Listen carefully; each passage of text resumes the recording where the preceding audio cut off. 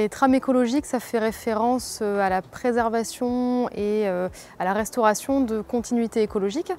Et donc les plus connues, ce sont les trames vertes et bleues parce qu'elles ont une portée réglementaire depuis plusieurs années.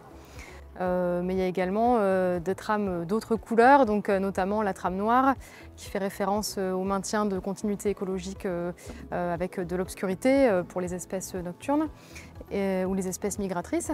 On a également la trame brune qui fait référence donc au maintien d'un sol vivant, fonctionnel, et qui est très importante pour être le support de toute biodiversité et de toute végétation.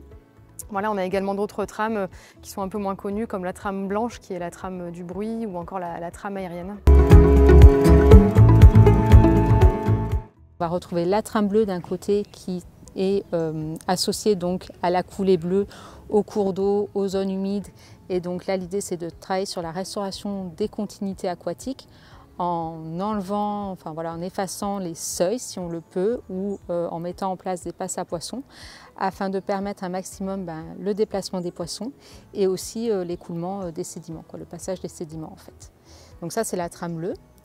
Et d'un autre côté, on a la trame turquoise. Donc la trame turquoise, c'est l'interaction entre la trame verte et la trame bleue, ce qui permet de connecter les deux. Et en fait, elle va cibler les espèces qui ont un cycle biphasique et dont le cycle de vie dépend à la fois des milieux aquatiques humides et des milieux terrestres. Donc, pour exemple, on peut avoir les libellules en fait, qui vont avoir un cycle de vie larvaire dans l'eau et qui après vont sortir de l'eau pour continuer l'accomplissement de leur cycle de vie.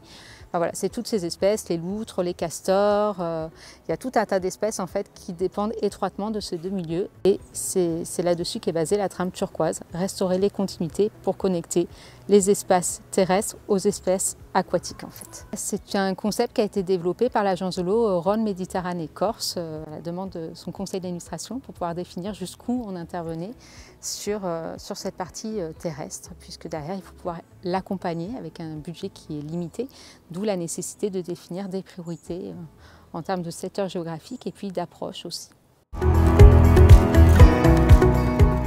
Alors, le jeu Corridor, il a été développé par Eaux et Rivières de Bretagne et ce jeu permet de discuter des trames écologiques et des couloirs écologiques, donc de voir quels aménagements peuvent être favorables ou défavorables à la biodiversité et à sa reproduction. Concrètement, c'est un tapis, un assez grand tapis au sol et on peut, avec des cartes aménagement, rajouter des aménagements plutôt favorables ou plutôt défavorables. Et il y a aussi des populations de différentes espèces, donc des terrestres, des aquatiques, des qui ont des cycles de vie qui vont varier, donc plutôt la trame turquoise, ou aussi des aériens. Et donc on va pouvoir faire évoluer ces espèces avec différents aménagements. C'est un jeu en fait, qui permet de voir à partir de l'évolution des paysages depuis les années 50 comment nos activités humaines ont pu impacter les milieux naturels, la fragmentation et les conséquences sur la richesse de la biodiversité. Ce jeu permet de voir différents types d'aménagements comme les barrages, l'intensification agricole, l'étalement urbain, l'artificialisation des cours d'eau, l'aménagement du littoral, c'est la station de ski en montagne, c'est assez généraliste.